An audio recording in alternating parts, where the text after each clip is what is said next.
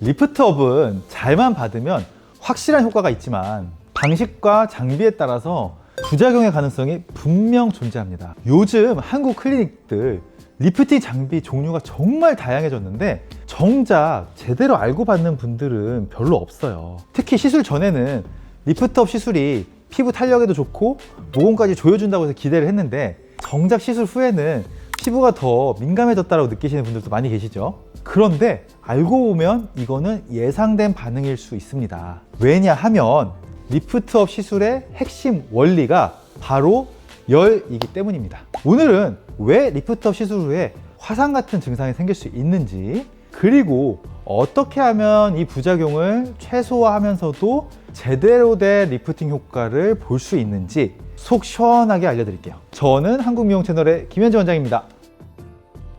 리프트업 시술은 기본적으로 열 자극을 통해서 피부 속의 콜라겐을 재생시키는 구조예요. 즉, 에너지를 피부 진피층 또는 피하 지방층에 집중적으로 전달해서 해당 조직에 바로 이 열이 흡수되고, 이 과정에서 조직의 미세한 손상, 그리고 그 손상을 회복하려는 인체의 자연 치유 과정에서 콜라겐 생성이 촉진되는 구조죠.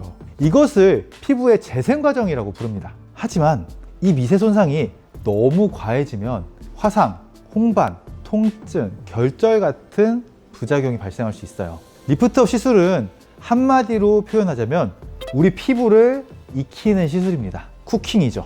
그래서 정말 요리처럼 조심스럽게 정확하게 익혀야 돼요. 리프트업 장비마다 주의해야 되는 포인트가 조금씩 다릅니다. 첫 번째로 하이프 계열인데요. 대표적인 장비로 울세라, 더블로, 슈링크 같은 장비가 여기에 속하죠.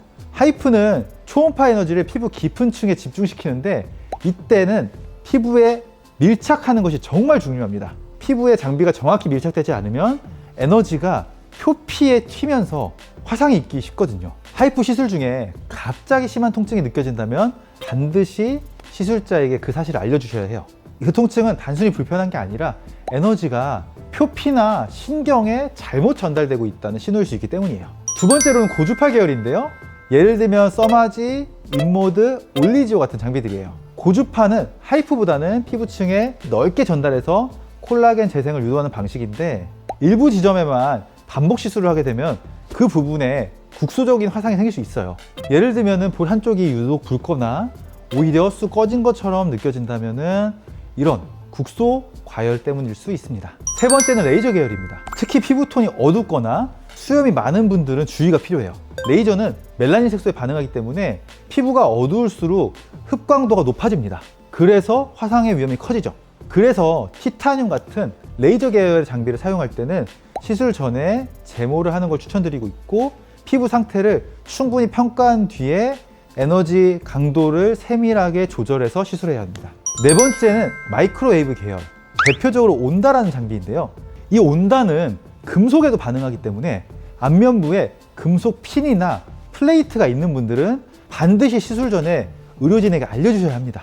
온다도 시술 받는 사람의 여러 가지 케이스를 고려해서 시술을 결정해야 되기 때문에 반드시 경험이 많은 클리닉에서 받도록 하세요. 이렇게 다양한 리프팅 장비들이 있는데요.